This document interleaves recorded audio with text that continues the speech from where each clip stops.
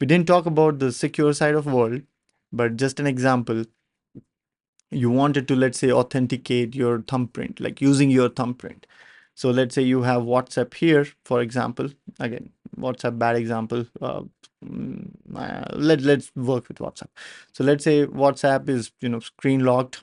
Or screen lock is a good example. Let's talk about screen lock. So let's say you wake up the phone, screen is locked. You want to scan the thumbprint. So essentially, what happens is when the screen wakes up, there is some software that's asking, hey, is this the user?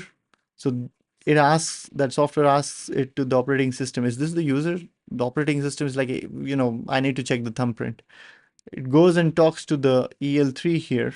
And usually on phones, we don't have hypervisor. It's not necessary that you have this. So the control goes from here to EL3. And okay, let me actually, get rid of this. Draw again. Right. So EL0, EL1, EL2, EL3. So the control goes from here to the OS, right? The OS says, hey, I don't know, goes here and says, hey, can you check once the sensor, what's the value on that? And if it is matching the thumbprint of the user, EL3 says, hey, look, I don't have that functionality. Let me ask EL1.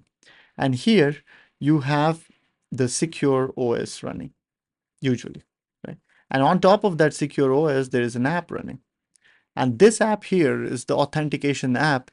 And this app knows how to go read the sensor, how to go read that secure memory where the thumbprint, SHA, or whatever, signature is left, how to match these, that is known to this app.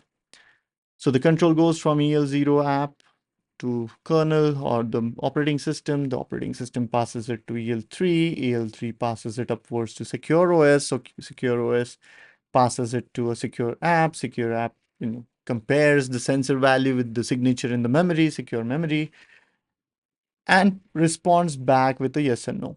So 1 or a 0. And then that 1 or a 0 goes down, is passed to EL3. EL3 replies to the operating system. And then the operating system passes to this app, and the app says, yep, this is our user. Let's go ahead and unlock the system. So the authentication process requires that there be applications and OS that's on the secure side of the world that can deal with the sensitive data and information.